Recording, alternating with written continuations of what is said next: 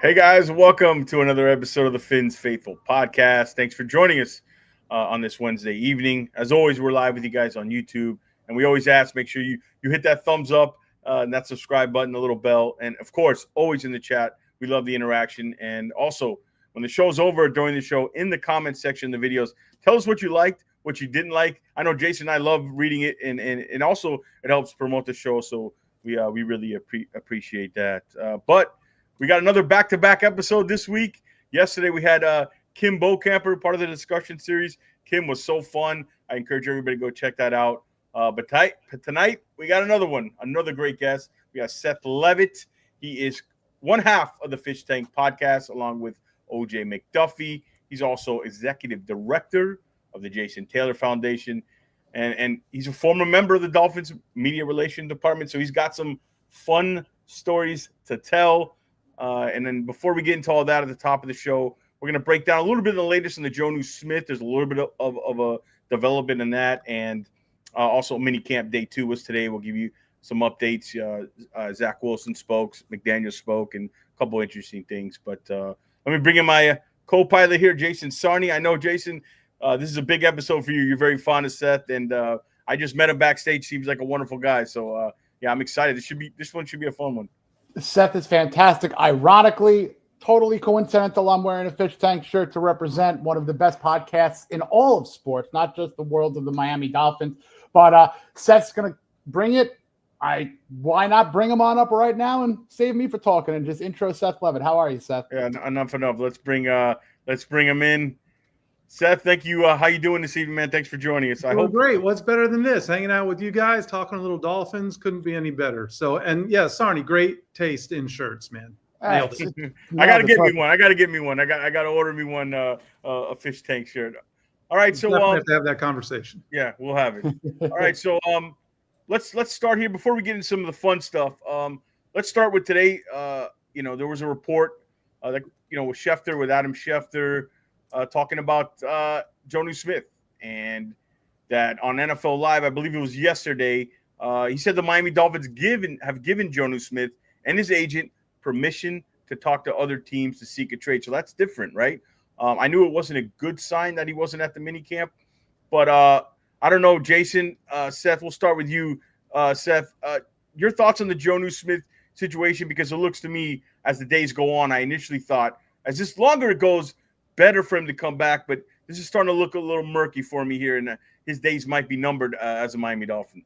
Yeah, I mean, it's probably a little bit early to get too worried about that, but it's certainly not something you can stick your head in the dirt and ignore. Yeah. Look, Jonnu had an amazing season. It was incredibly productive, and he has a clearly both on and off the field a very strong relationship with Tua Tagovailoa. So I think for a lot of reasons, he was an important player of this team last year and could be an important player of this team this year. But at the same time, I understand the team's position. Like, look, you signed a 2-year deal, right? If you did he outperform the deal? 1,000%, as OJ McDuffie would say. He absolutely did. The performance, the production, the productivity that the Dolphins got from Jonnu Smith certainly, I think, was elevated above and beyond the terms of the contract. But, you signed a 2-year deal, not a 1-year deal. And so I understand the Dolphins' position. I also understand Jonnu Smith's desire to be paid more and to be paid what he feels that he's worth based on the production from last year. So it is a little bit of a tricky situation. I think that part of the issue is last year we saw the Dolphins, damn near write blank checks, right? You saw guys, you got a deal, don't worry about it. We'll rip that up. Everybody, coaches, GMs, players. Yeah. So I understand if 1 year later you're a guy who said, man, I did everything the right way. I don't know if all those guys did everything the right way, but I certainly did everything the right way. And my play on the field also showed that I did everything the right way. And how come, you're not going to give me the same treatment? But last year was last year, this year is this year. And I think the team has to, I don't know whether that's a top-down thing, whether it's just a position that they're taking, or whether they feel, a lot of people talk about Jonnu's age and all these other pieces. So I really do understand both sides of this deal. My hope is that it gets worked out. sounds like he wants to be here. Quarterback wants him to be here. The head coach wants him to be here. But they've got – I don't blame the Dolphins for not just folding and giving him whatever he wants. Yeah. I mean, go ahead, Jason. No, it's on the Jonnu thing, it's almost like it's unfortunate, but, it is what it is. I agree with you. There should be an aspect of playing through the contract. But, after that monumental year, I guess there's a little bit. But on the other side, what's the point of a contract, right? That's the other side of it. What's the point? It's different. You draft a guy and draft picks – everything is predetermined. It's all slotted. I know in the second round now there's kind of a movement here to change the way guaranteed money is handled. But those guys, look, I'm sitting here, I'm stuck with what you got because you're giving me the opportunity of a lifetime. And if all of a sudden I show after 1 year that I am God's gift to whatever my position is, then let's have a conversation sooner than later so you don't get into a fourth year or fifth year situation where now I'm on the open market. But when a guy signs a 2-year deal, 6, 7, 8 years into his career, I think it's a little bit of a different situation. So looking at it from the team side. So again, that's why I think there's kind of a gray area there, and it's a little tricky. As far as if the report is correct, and certainly Adam Schefter is as reputable as there is in the business, if the report is correct that they've given him permission, I don't know that that's necessary. That this is not the Jalen Ramsey situation. Oh no. So that's what I'm saying is that it's very different. It seems like everybody's cordial. Everybody seemingly likes everybody, and that they want to continue to. He wants to continue to play here. The Dolphins want him here, but I think the Dolphins are like, look, we want you here under the terms that we agreed to just a year ago. Yeah, and also he's got more value here because if the Dolphins got to look and say, look. We had even though they had down years, we had Hill and Waddle on the outside. The middle of the field was wide open. So your value here might not be the same value somewhere else. So I understand their point. I just think the optics would kind of look bad on it a little bit, but it is what it is. But but you can't make decisions based on optics at this point. Yeah, absolutely. Now, optics, for one thing, is looking at a player like Zach Sealer. Now, there was a little bit of worry that, is he going to come to camp? He was at camp. He was participating the full extent, of course, maybe not 1,000% ago, but he was there. Now, this is an interesting situation because he was extended a couple of years ago, and then he just put together 2 of the best seasons not seen in Miami since a defensive lineman I think you're familiar with statistically. And I wouldn't even compare that, right? No, because he's playing inside. What he's doing is from the standpoint, and not just as a pass rusher. Everything Zach has brought to the table is look. He is he's beyond critically important, right? I mean, in a lot of ways, he's the heart and soul of that defense at this stage of the game. And again, you're talking about another guy who's done everything the right way. So I get it. I just feel like, man, it's these contracts are signed, and I guess this is the temperature these days. This is the way it works. Is like the contract's the contract, so we can get the deal done today, and then tomorrow we'll have another conversation. That part is a little, that's the old guy in me. He's like, well, wait a minute, what did you agree to? And but you're talking about 2 guys who were very important to this team last year, despite the team underperforming. They did everything the right way. They were very important to the team. I think they would be very important to the team this year. I hope the Dolphins could get it figured out on both sides. Yeah, that's sure. Speaking of, help me out, guys. I'm seeing these things pop up, and people are asking questions. And how do those? You just got to communicate with them. Those are the I'll bring up what is. It's the chat in the show. I'll bring it up. Cool. If there's anything I bring up that you want to hit on, just stop. I got people trying to buy the Sarney shirt, the whole deal. I'm here for you, Seth. I'm here for you, man. Yeah, shout out to asking for it. So good stuff. I got to figure out. So I think we had the store at thefishtank81.com. I don't know that the store is operating right now, so we got to get that thing in gear. But we'll stay with us, and we'll get that figured out. If you're open to anybody has a question for Seth, if you're open to it, pop it up in the chat. Fire away. We'll ask them. And thank you everybody in the chat. And if you're watching anywhere else, make sure you guys come on over to YouTube. That thumbs up and that little bell. It helps us. People don't realize how much that helps us just watching, hitting that button. So we appreciate it. All right, speaking of defense, mini camp was today, and it looked like it was dominated by the defense, which is a good thing. Tua mentioned yesterday that what he liked is now it was always an offensive dominated practice. Now the defense is coming along. And today I thought it was really good. I mean, Kenneth Grant is a guy we took in round 1. It's a guy, me and Jason, Seth, I don't know if you've seen any of our draft shows. We went over 120 prospects. We had big boards. We did the whole thing here. Yeah.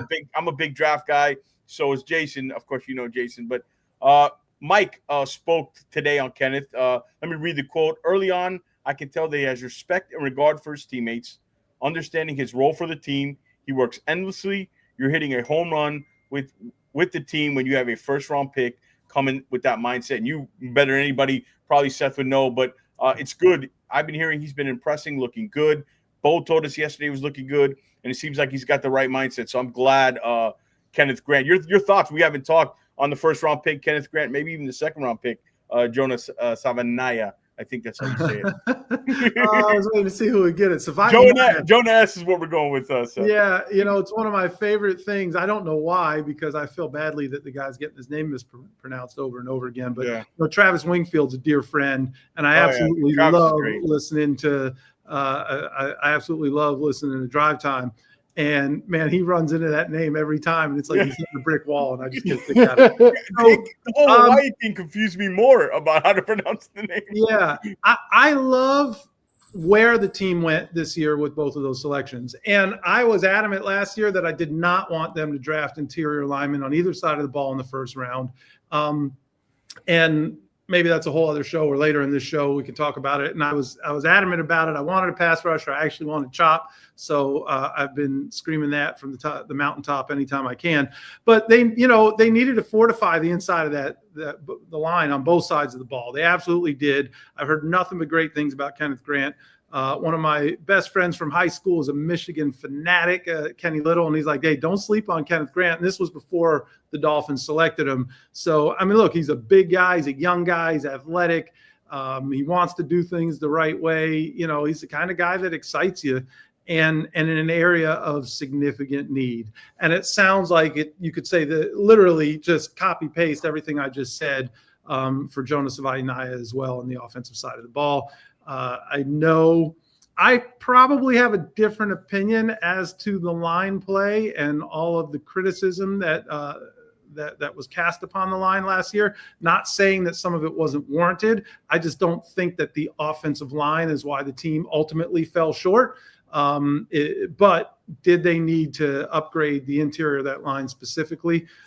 Absolutely, they did. It looks like they've done that both through free agency and the draft. Hopefully those guys are as advertised, and you see some improvement there. Yeah, I know we were big. Those are two guys we identified early on in the process. And we'll shout out the big board one more time. Seth. Go for it. We had Kenneth Grant on the big. Yeah, I did. Kenneth Grant on my big board was 13th.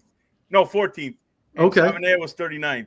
So they went right when. So we had fun with that. But yeah, I agree with you that that first round was a tone setting, kind of like if you're rebuilding, that's the kind of year one draft you want to have. But it's. Yeah, I don't like using that word rebuild. Oh, no rebuild. I know that. Because I don't think that's what this is. But those were areas where they certainly needed to beef up, literally and figuratively. Yeah. And clearly they made a point. I know this was a deep draft in the interior defensive line, and they stuck their hands in that deep pool often, right? I mean, they drafted 3 players at that position. So it tells you that the team clearly recognized that was an area they wanted to address. And you need those young guys to play early and often. Yeah. They need to be good. You can't take a defensive tackle at 13 and have him be a project. It just can't happen. So he needs to be everything that everybody's hoping he's going to be.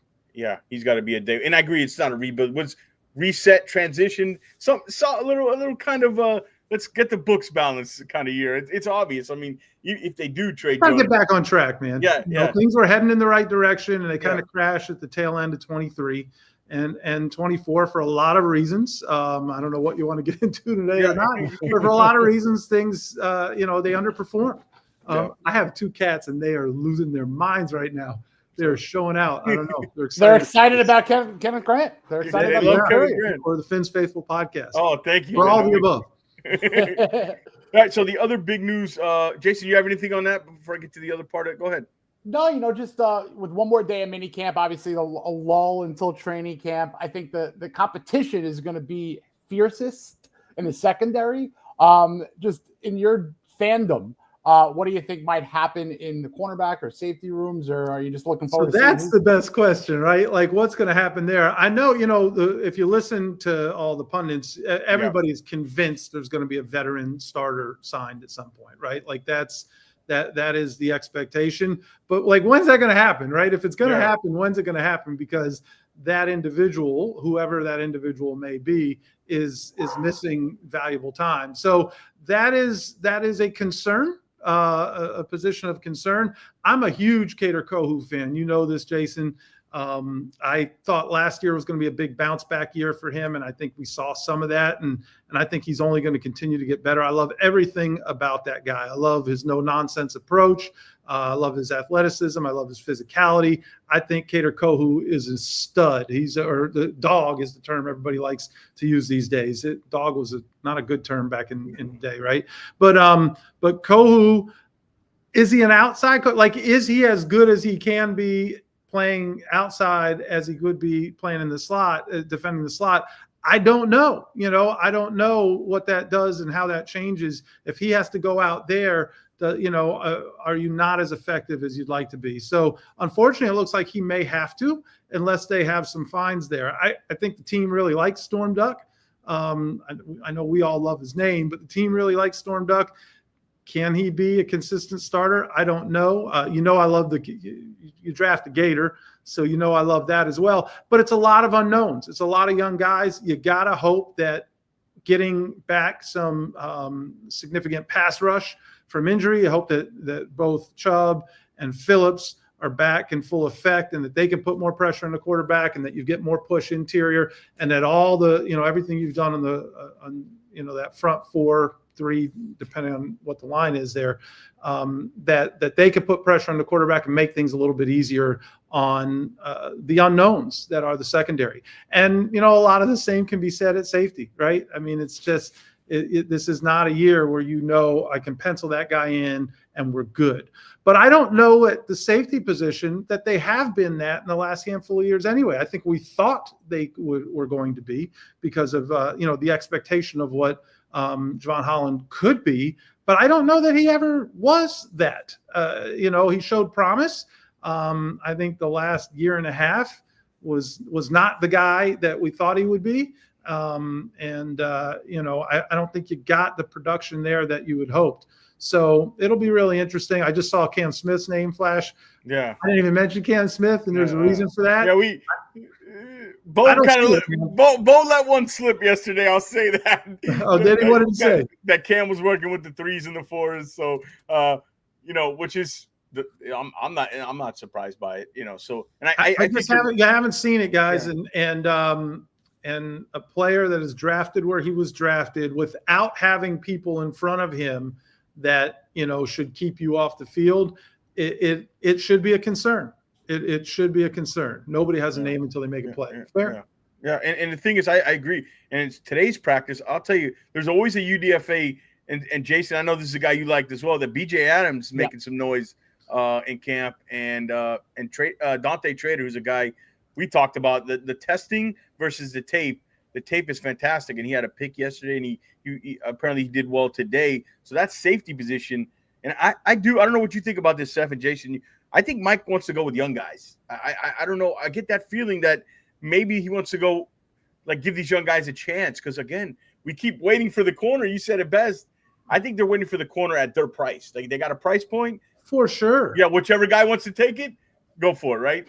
Well, and you kind of keep going down that same road, right? And I don't know that it's limited to just McDaniel. You got to imagine Anthony Weaver's earned enough respect in that room and it seems to be a Mike McDaniel calling card to allow his coaches to make some of those decisions, especially on the defensive side of the ball.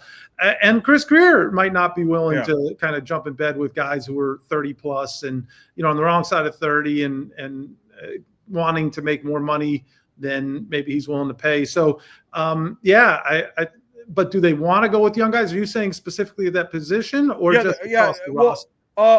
Yeah, a little bit across, specifically in that position, I think, and across the rosters, I get the sense that Weaver likes the young players. Like, you make a great point, but I don't know, just nothing. It's nothing I've heard or know about. It's just I get the sense that they're really going young in the offensive line, the defensive tackle position, the corners.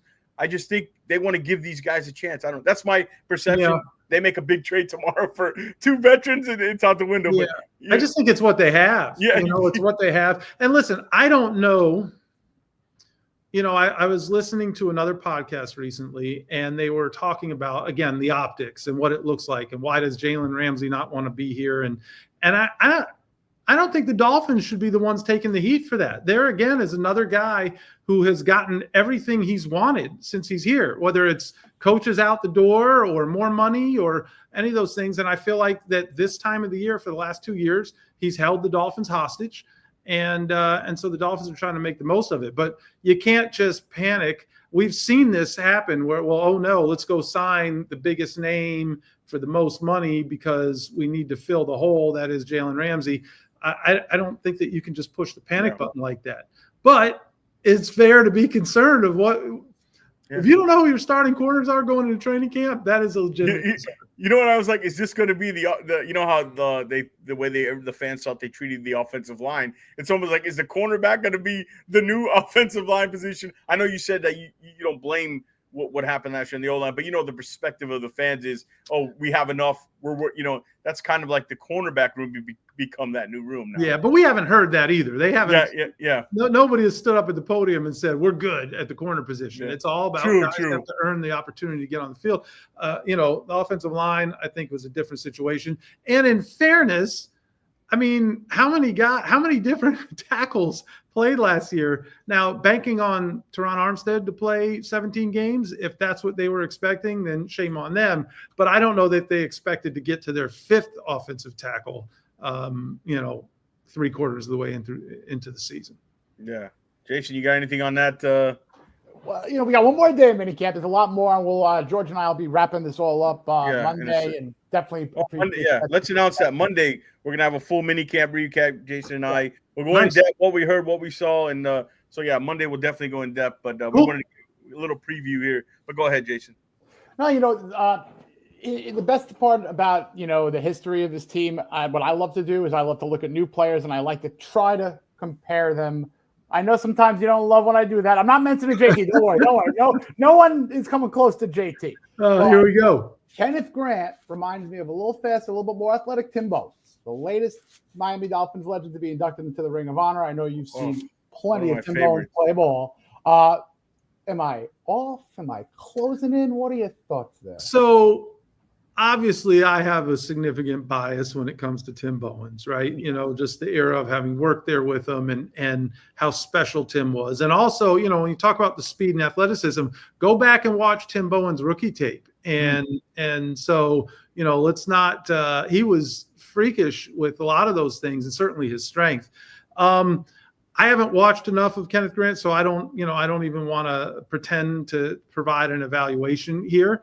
But I just think that I just hate doing that to players. And I think I've told this to you, Sarney, is that when I worked for the Cleveland Cavaliers as an intern in 1995, yes, I'm very old. So 1995, and Danny Ferry was still on that roster. And when Danny Ferry came out of Duke, Danny Ferry was supposed to be all world. And he played a long time in the NBA and had an average career, whatever it might be.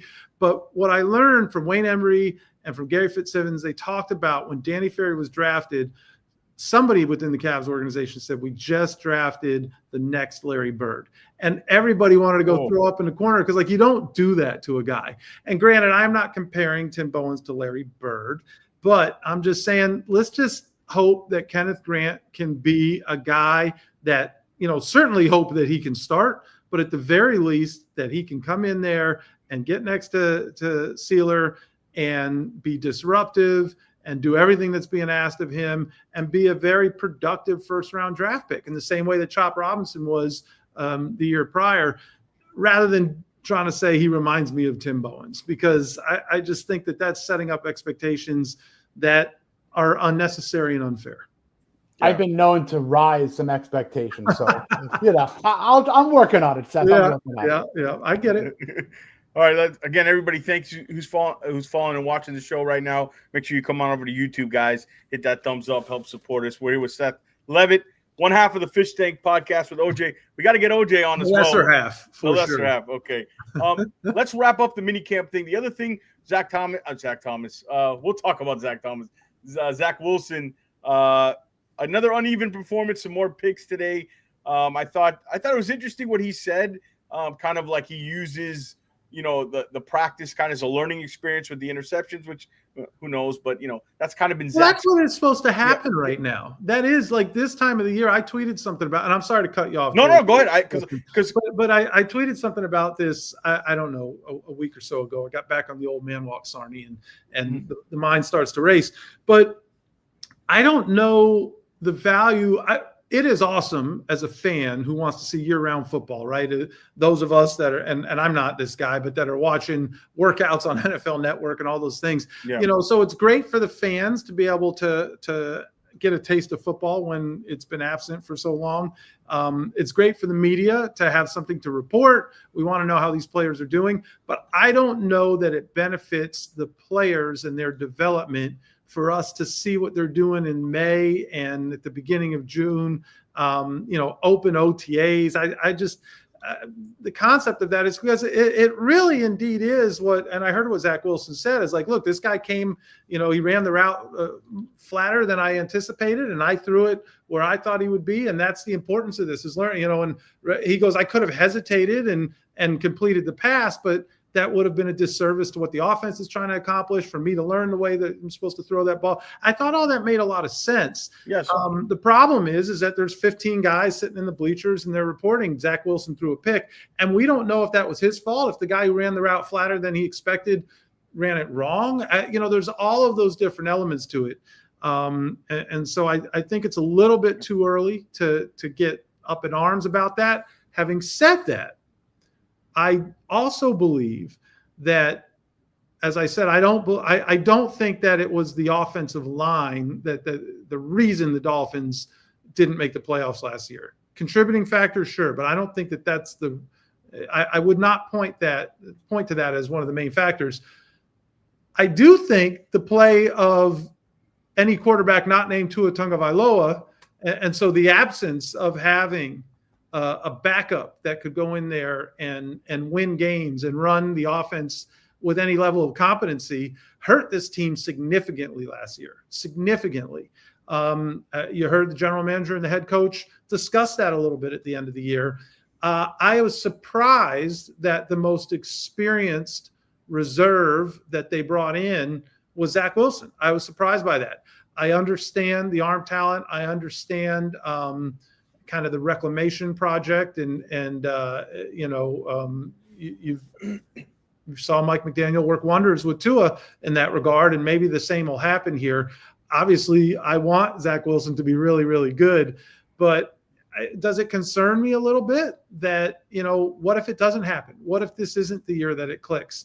And so you've got a rookie 7th round draft pick, and, you've got a guy who hasn't figured it out yet, backing up a quarterback that you kind of hold your breath anytime he gets outside of the pocket. So those are concerns. When Tua's healthy and when he's protected well, he plays as well as anybody. And I hope we see a whole lot more of that than we did last year. Yeah. So I do think it is fair to have those concerns. I just think overreacting to every single pass that's thrown in a mini camp in June is probably a little short-sighted. I agree, and I actually liked when I read that. Here's the exact quote he had. He said he threw one yesterday because the receiver ran a route flatter than expected. He ripped it with conviction. So I kind of like that he's testing things out. So look, I knew we had Ben Albright. I had Ben Albright on the day of free agency, and he told me, hey, they like Zach Wilson. 30 minutes later, he was their target.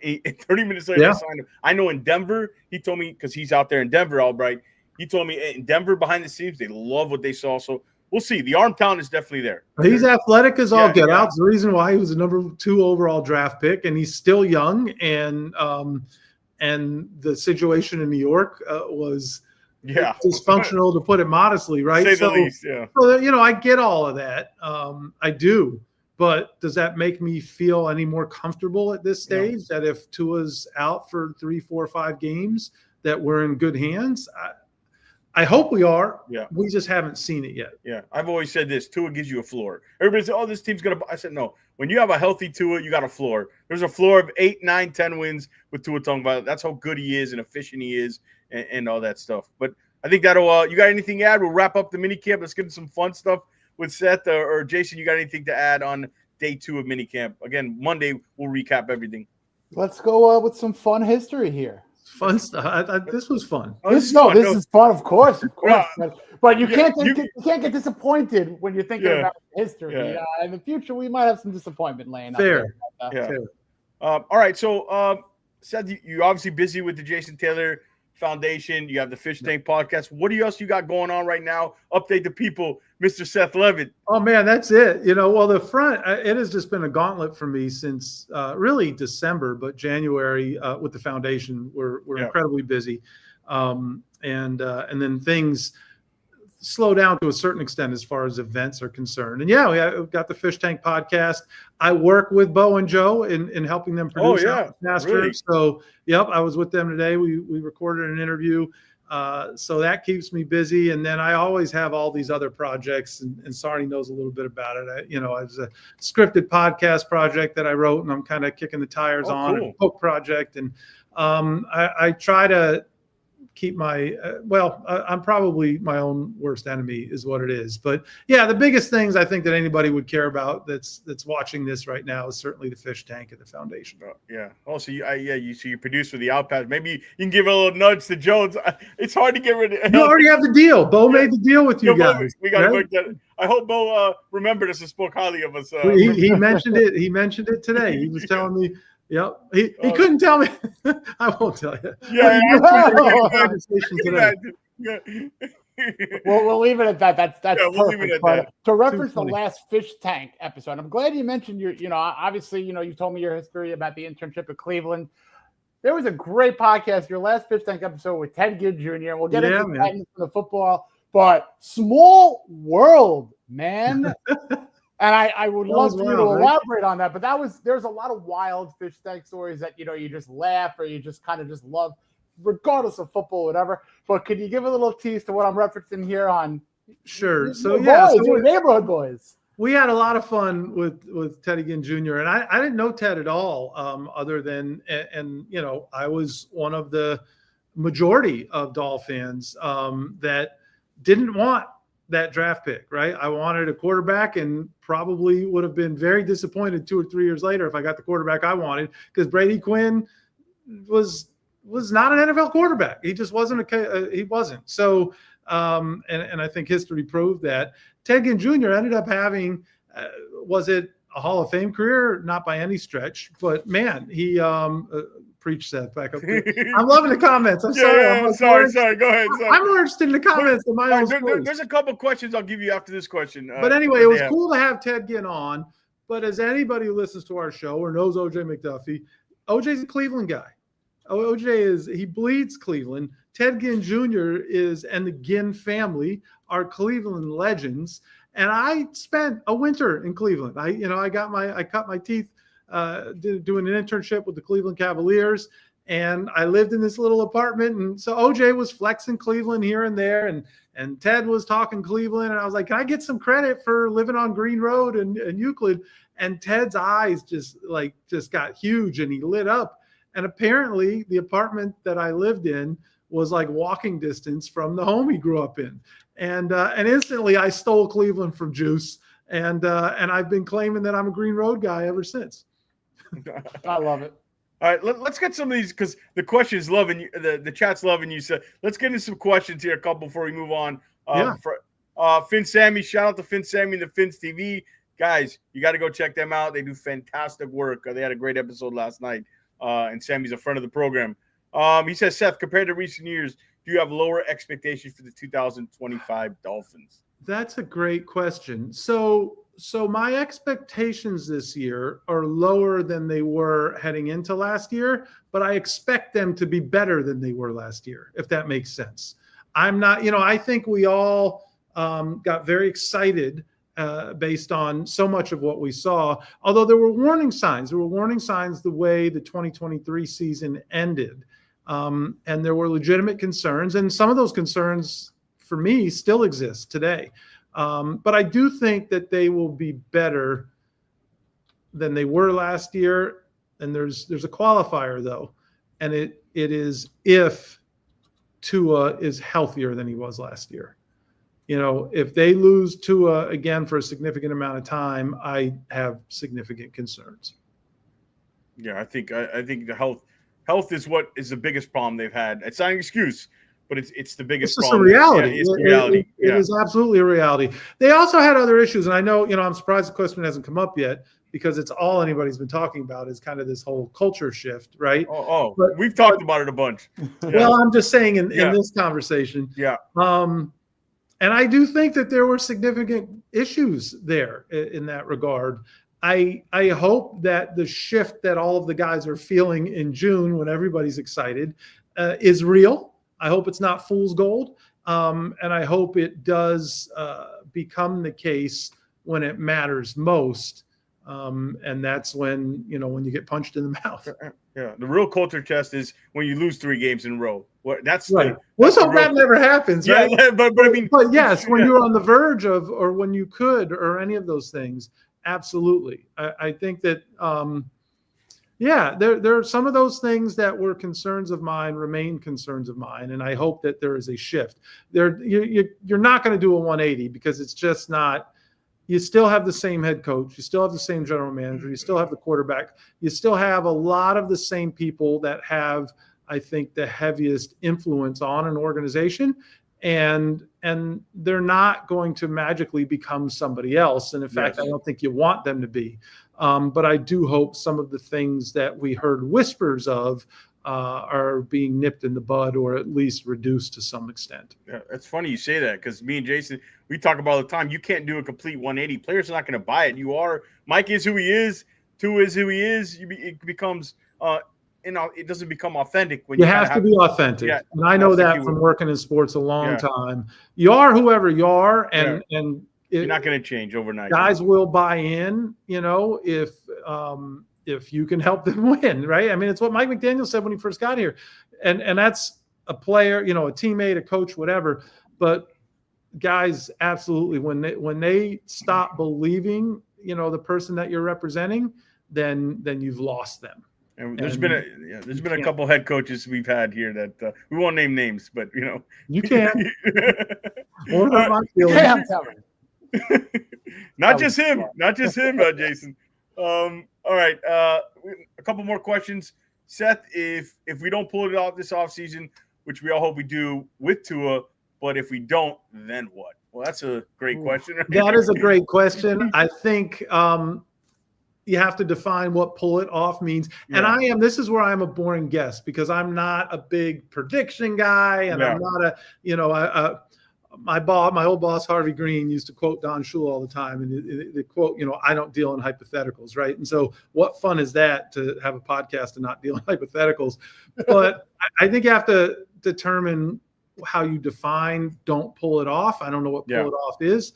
And playoff win, maybe? Playoff win? It would be really nice. It would be really, really nice to get a playoff win, because if the last time they had a playoff win is when I was working for the organization, that is a sign of a significant problem.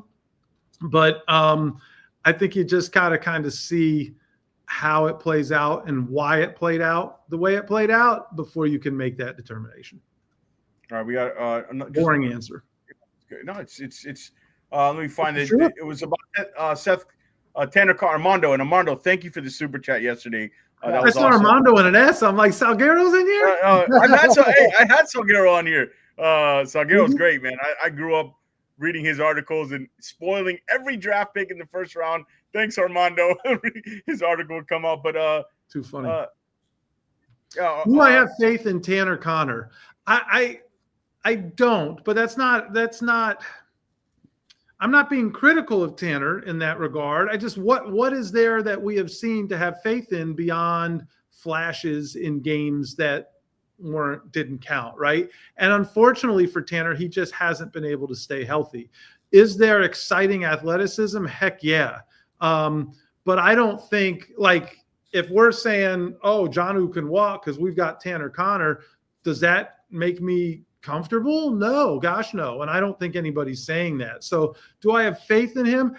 I can't put any faith in him. Would I like to actually see him in games that matter, to be able to see if that athleticism and that potential can translate into something actualized on the field? Yeah, I'd love to see it happen.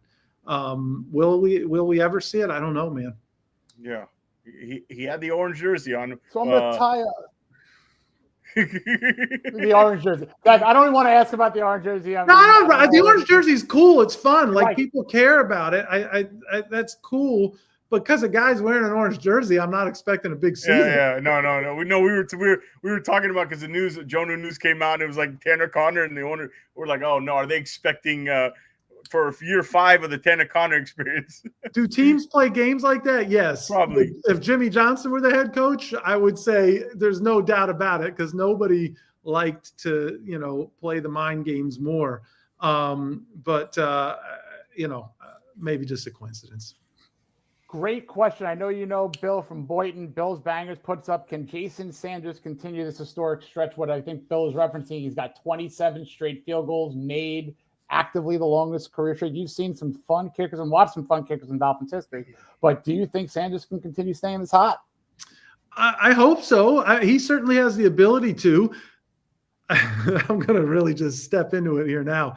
So sorry, this is, you potentially have somebody, you got a new person snapping the ball. Here we go. Potentially a new person holding the ball. Yes, sir. So it would be naive of us to think that there isn't an adjustment there for Jason Sanders to make. Now, he is a consummate professional, and they will get more reps together collectively than any other position group on the team. So let's hope they get it figured out. But he's got the potential. We have seen him, unfortunately, go into these weird slumps. I hope we don't see that again, because I think this team's going to need every point that he can offer. Fair enough. And yes, holding matters. Everyone out there, holding matters. It does. But going back into what you and kickers matter. Kickers do matter, I'll tell you. But you had front row seats for JT's career, obviously, when you were with the Dolphins and then moving on over fully for the foundation. You got to watch Zach Thomas. Just from your eyes' point of view, what was it like seeing those guys from early on and developing to the guys into the Hall of Famers that they were? And then we'll have a little fun with some Hall of Fame chat.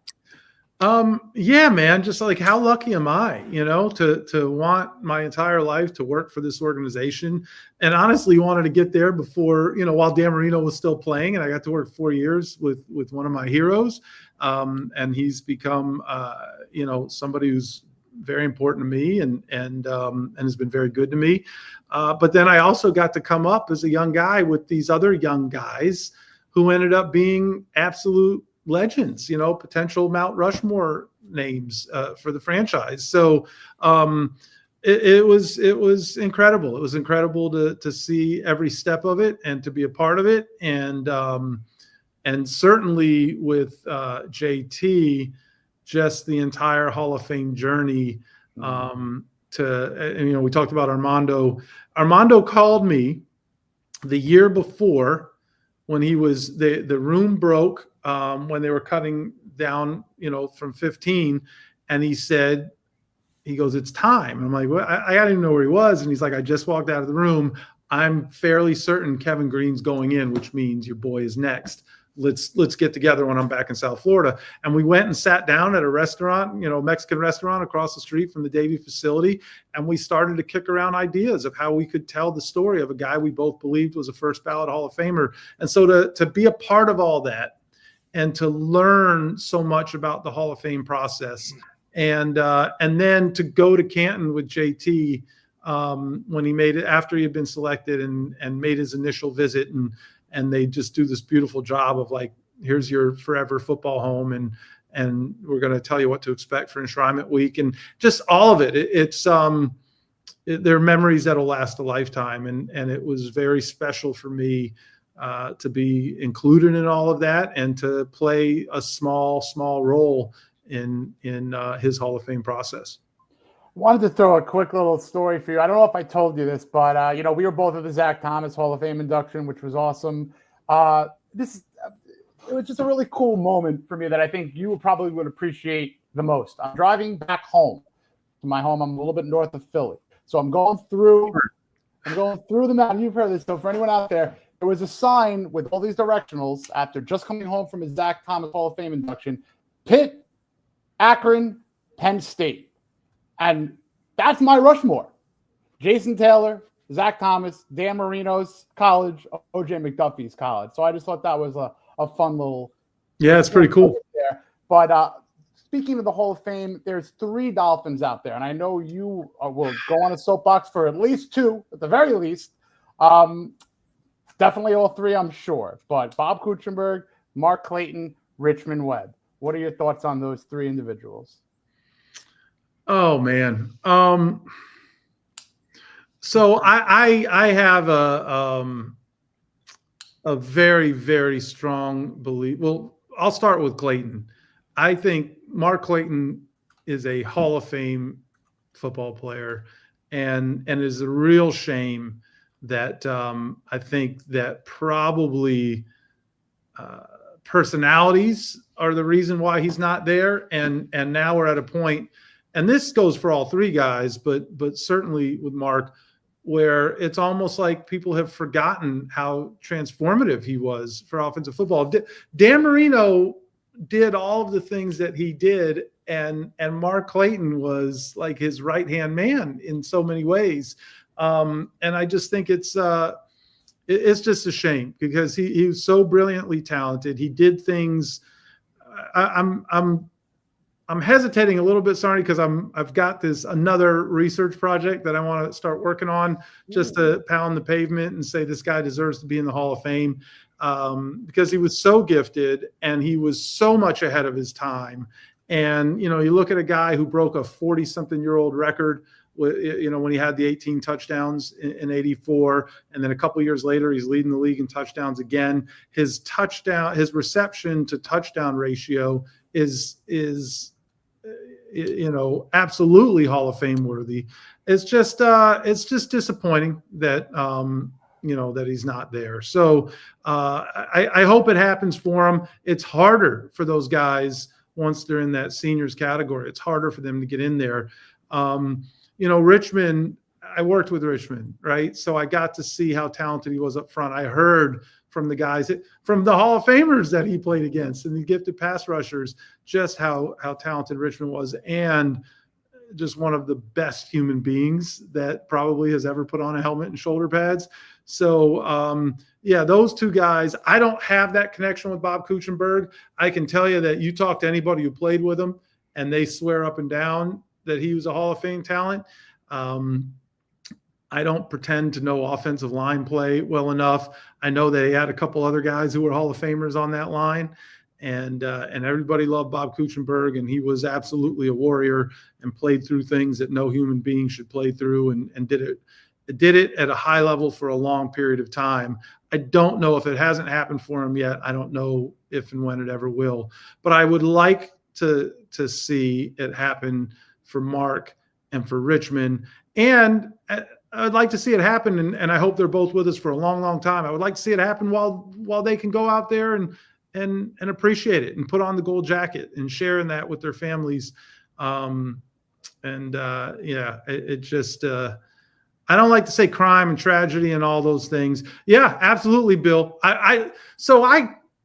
This is not to name drop or whatever, but I literally called Bruce last year and talked to him about Richmond, and I know how he feels about Richmond, and and Bruce is tough. Bruce doesn't give a lot of praise to people, and I don't know that he felt like he needed to, because he just whooped so many, but he felt that Richmond was the cream of the crop. And I don't know that there's any higher praise than that for a guy, if you're going to measure how talented an offensive lineman was.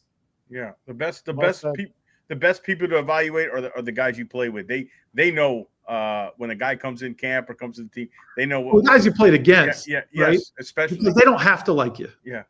The guys you played with, there's other things that bleed into it. But the guys you played against. Yeah, and Richmond, I've had him on twice here. Actually, one episode, his power went out 10 minutes in. He kept apologizing to me. Came on What a again. generator, big fella. Man, Come on. Yeah. Man, he is. When I tell you, I was just floored how sweet of a human being the guy is, and you just have this perception of players like they're going to be, think they're high and mighty over, and it's just the complete opposite. Oh, Richmond is the furthest from that. Yeah, he's just a great dude. Guy. Yeah, such a great guy. So I saw a comment go by. Jake said something, and then Dive Bar said great reference, and I didn't. You loving the chat? I love the chat. You love the chat. We got to get a notification. Hey, let's get some more. Hey, first of all, we got to get some more thumbs up and likes in the video here. Some more subscriptions. We got. And also, if you're watching anywhere else, come on YouTube, guys, and get in the chat. Listen, it's not all the time our guests love the chat. So, Seth, we dig it up. What did Jake say that Dive Bar? Dive Bar said, as long as Sanders continue to kick balls, he hits like golf balls, he'll be fine. Shout out to they had Munson, the former on the Dive Bar, which also fellas are great. They do great work over there. Yeah, the kickers are always the best golfers. I think for a number of reasons. One, they have more time to play than anybody else. Yeah. But there's something about that skill, that kind of closed skill, understanding your body mechanics, wanting to do things a certain way to get the ball to go to a certain direction. Lindo was a great golfer, was a great ping pong player, all of those things. Jason Sander, all those guys, all the kickers. Caleb Sturgis was a great ping pong player, good golfer. So I don't think it's a coincidence. Yeah. Long snapper John Denny, pretty good golfer. I think he is. Again, I think that's having the time. Just like exactly. Golfers are from baseball. Yeah, it makes sense, Bill. Yeah. Yeah, they are. All right, you mentioned Dan. I a few weeks ago I watched your Fish Take iconic Dan Marino of the comeback in obviously coming off the Achilles, and I told you backstage the first thing I thought of, man, if this was playing out on social media, how this would play out. I don't think people realize how severe that Achilles injury was. Talk about that, your experience with Dan, the witnessing the excellence of Marino. You said it was your dream to work, with him. How was that whole thing? And kind of talk about the comeback there. That was, people wanted Scott Mitchell. That's why I would have loved everything to play out on social media. The stuff would have been. I'm so glad it didn't. Right? Yeah, so am I. So am I. Yeah, I mean, just what a really cool time period. And I have always felt that was Dan's finest performance. And it's. Barbershop talk, right? It's, who's better, Magic or Bird or Jordan or, it's the same, like how many incredible performances did he have?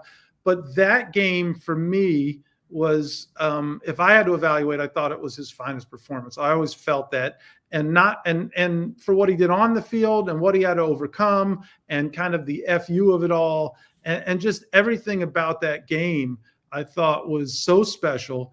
And it was an idea that, the late, great Jason Jenkins kind of challenged me, really just a few months before we lost him with, kind of what else can we do fish tank related? And I threw some ideas at him, and this fish tank iconic was the concept that he just loved. And I was excited about, because I love 30 for 30s. I love storytelling. I'm not going to be Travis watching the all 22 and breaking down film, and I don't pretend to be, and that's not my expertise. But boy, do I have an appreciation for the history of this franchise, for great storytelling in sport in general, and certainly Miami Dolphins storytelling. And I get mad that there aren't enough of our stories that are told, and so I was like, Juice and I can tell these stories, and we can tell them better than anybody. And so that was where the idea came from. I wanted to start with that one. A lot of people say, what about the 85 Bears game? Or what about the clock play? And all great moments, but I think all moments that have been told more frequently than this game that to me stood out above all else with Dan. And so we started, and we talked to 16, 17 different people. And I'm like, who called the game? I want to get Jim Lampley. I want to get all these different guys. I want to hear about the mud, and I don't want to just talk about Irving Fryer's, all the touchdowns, which let's talk about Irving Fryer and all the touchdowns, but the 3 touchdowns and everything else. But I want to know everything that happened surrounding that game. And it was just, it was an incredible project. My good friend since elementary school, Chris Clark, was the editor and kind of co-director and writer, and he did brilliant work on this thing. I don't think we could have done it without him. Thankfully, not only did Jason love it, but Ann Nolan thought the idea was intriguing, and she greenlit the project, and the Dolphins content team got involved and helped us film so many of those interviews. And so it was a really cool group effort, and to do something that the team hadn't done before. And honestly, I don't think anybody in the building kind of expected or really knew what we were going to put on their, put in their inbox once we had it ready to show. But we were exceptionally proud of it. It received a silver award in the tellies, and we'll see if it gets nominated for anything else. But the biggest thing for me was I found out from Dan's brother-in-law that when his father, when Dan Marino Sr. was on his deathbed, and he was struggling, and they asked him if he wanted to. He loved watching his son's games, and they said, if you can watch what's the one game you want to watch, like what?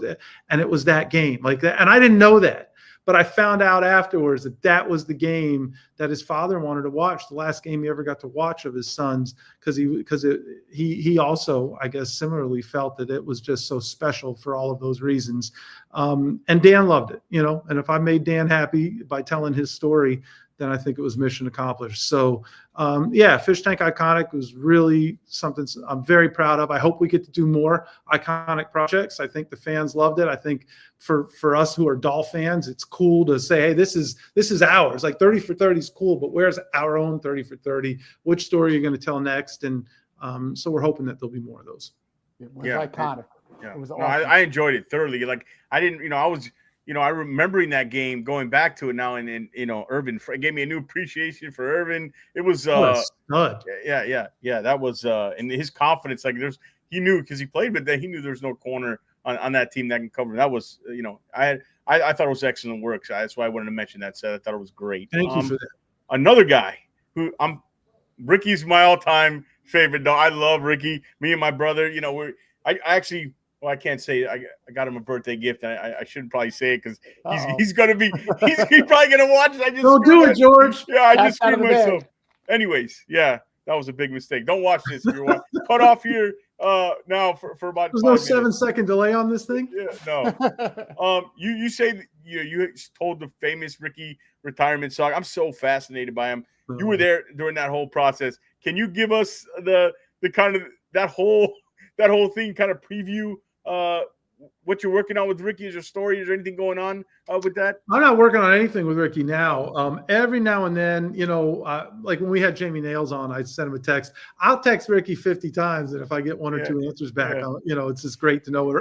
Or every like 5 years, he'll for some reason have a question and shoot me a text, and I'm like, oh yeah, it's Ricky. So I'm not working on anything with Ricky now, but it was awesome to be able to work with him, and just a different dude, man. Ricky was a different dude, but was really cool to work with. He and I got along great. I think that I was the young. I think if I was me now, he and Ricky would want nothing to do with me. He liked being around the younger guys who could relate, and Harvey Green wasn't that.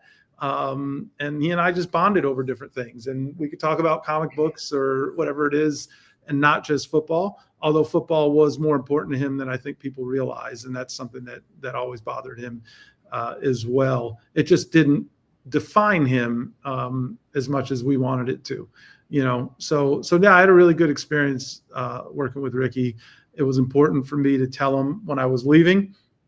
And that was the story that was told on the Fish Tank. But OJ continues to blame me for Ricky leaving, which I think is unfair. Were you surprised? What was your initial reaction when you found out he retired? Like, were you surprised? It was more of a holy bleep, but not a surprise. I mean, Ricky, nothing can surprise you, Ricky. Ricky's a different dude, man. Yeah. But so the story, George, is that I had accepted the job. Jason had offered me a job. I accepted the job, and I went around and told a few people that I was leaving. Ricky was one. This is right before the 2004 season, right? And so Ricky had 2002, where he was the best offensive player in football in a lot of ways. 2003, he was also incredibly important and successful. And probably around this time, actually right around this time, because it was on my birthday that JT sent me the job offer. So, and it was probably after minicamp practice. And I'm walking through the locker room and I sat down and I told him I was leaving. And he's like, "What? Why?" And I told him what I was going to do. And he said, "Well, that's great for you, but it's terrible for me. Can I ask you why you're leaving?" And I said, "Yeah, man, like my whole life, all I ever wanted to do was work for the Miami Dolphins, but I've done it now.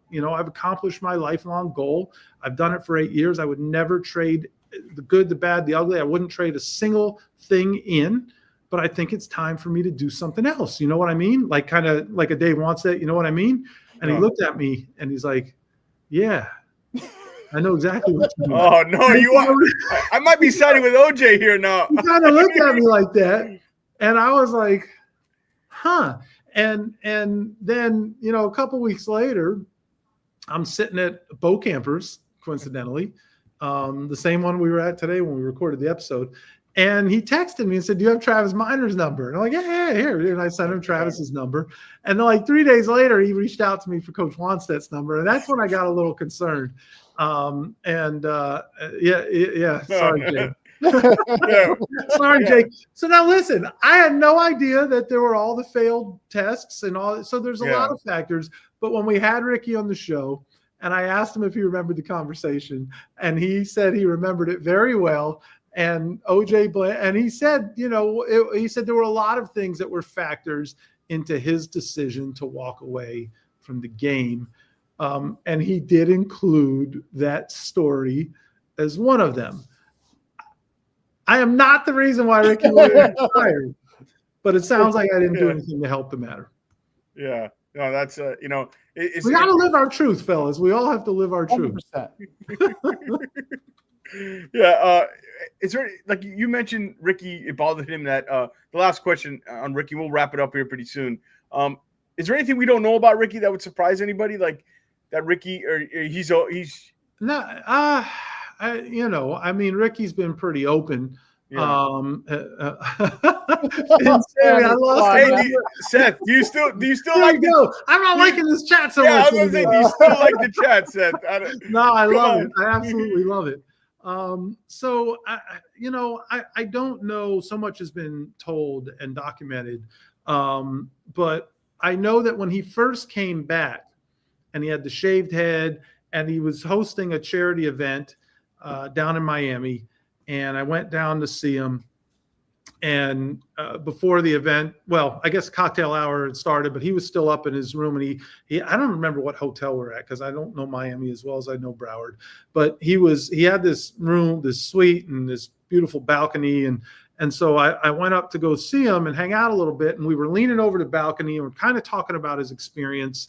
And he was saying how the only thing that bothered him is that he felt like people didn't, because of the decision that he made, people acted like he didn't care about football. And he's like, I was ready to move on from football, but when I played football, I played my ass off, and I gave everything I had. And I think that bothered him a little bit. And so I think that, yes, Ricky had interests far beyond being an athlete.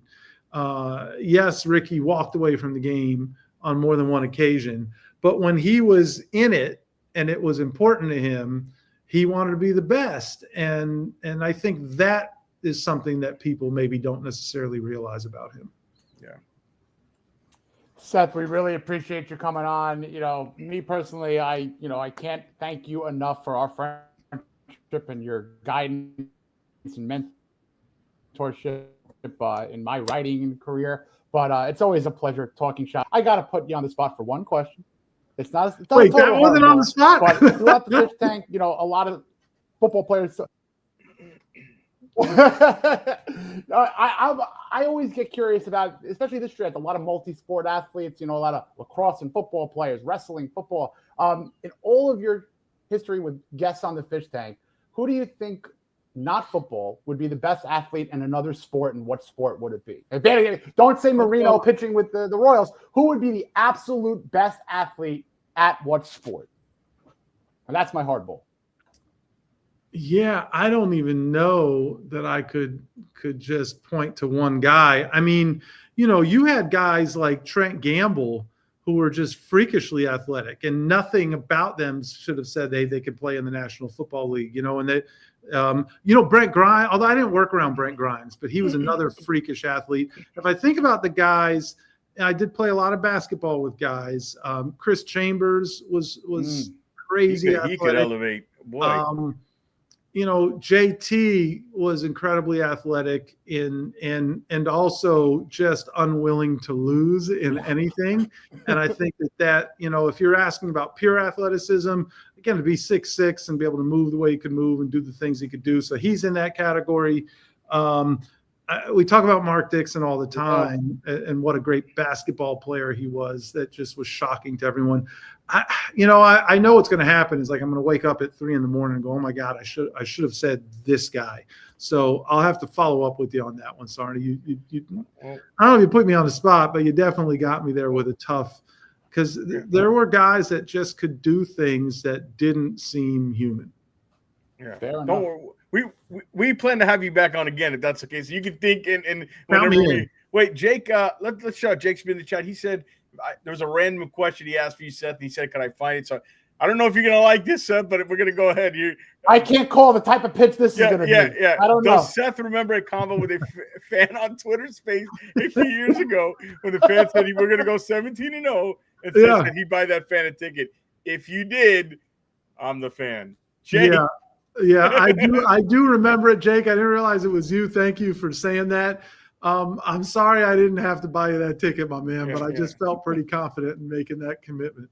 Yeah. Last thing, Sammy, we need to hear Ricky's side of the story. Help the brothers. Oh, Ricky would be the dream guest. That would be so. I'll plug my own show. If you go back to the Ricky Williams episode of the Fish Tank, we tell the whole story, and he has his response, and it's fun. He was.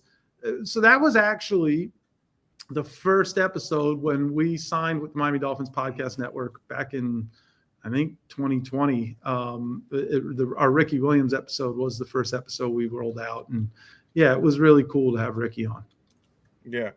Well, like Jason said, we never talked before, but this has been I knew when Jason, he talked you up, but I said, and he was right. You are a fun interview.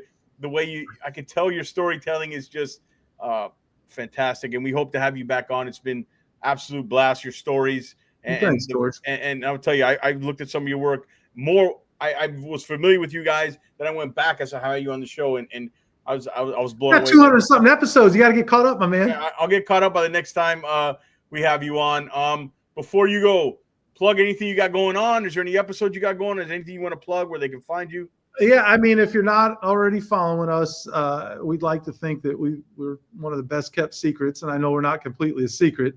But thank you, Jake. I appreciate you, man. Listening with your kids, I apologize for the language. But at the Fish Tank 81 on Twitter and Instagram. Probably far more active on Twitter than either that one or Instagram, and our YouTube page. So we didn't do anything with our YouTube channel for about 4 or 5 years while we were with the Dolphins, but we're trying to put a lot more content there. We're going to start putting the full podcast there, and we're going to certainly have clips and try to find some of these fun stories and throw them up there on YouTube Shorts. So if you're not following us, even if you have been a loyal listener, if you're not following us, then please go ahead and follow us. It's the Fish Tank Podcast is the YouTube channel. So that's it. Yeah. And then if you are into philanthropy and helping young people in South Florida, the Jason Taylor Foundation, there's no donation too small. We work with a lot of really wonderful kids. I've got a group of 15 kids right now this week that are some of our top poets in the entire state. And these poets reached the finals of our Lauderdale Bound Florida competition, and we're doing this immersive cultural experience with them. And the Dolphins actually help support that project. So, if you're looking to get involved and support a charity of one of your favorite all-time Dolphins, hit us up at the Jason Taylor Foundation. Yeah, is that Big E in the chat? I just saw that. Yeah, Big E. Shout out that we had Big E on. Everybody, good man right there. Find his page. Hang in there, Big E. Big E, we had him on, and I don't know. I couldn't handle a situation like he does. He is unbelievable the way he keeps putting a smile on his face and going through this. And please, guys, personified. Yes, absolutely. And you can probably go on his timeline. Check out the website that you can all the information you have to help him. Please, guys, we got to get him. We got to get him fixed and ready to go for the season. That's the goal there for Big E. But again, everybody who's been in the chat, everybody who's all the comments. Seth loved your guys' comments, so please also comment on the video on the show. We love. I want to hear the good, the bad, what you liked and what you didn't like. I may not like the comments. I like the good. I like the good. Stick to the good, but we'll tolerate it. It's all good, good man. Or bad. Good or bad, as long as you're not indifferent. That's the main thing. And here, good job, Sam. We got great friends of the show. Sammy is unbelievable. Here's a link for Big E coming up clutch there. That's a link for the Big E where you can find all the information about the donor. And Dybard, thank you. Great show, fellas. He said, appreciate it, Dybard. Those guys, how about those guys? Yeah, those guys are killing it. They're doing down great. the doors and said, "We're here." Generational run. It's really cool. I didn't like to send Ricky out of town. Yeah, I know it. I know it's probably not good for my show. Pump the brakes on that. Yeah, give Ricky a little responsibility. Yeah. Guys, this was great. I love what you're doing, and I appreciate the support of our show and our work, and that goes for everybody who's been in the chat. And we're hoping to do some of this stuff too with the Fish Tank this season. OJ and I, the Twitter Spaces we really enjoyed, and so we're going to try and move that to YouTube and do some of this stuff as well. Yeah, this channel's pretty new. It's not been that long, about a year or less. So we're growing pretty fast. You guys do this every day?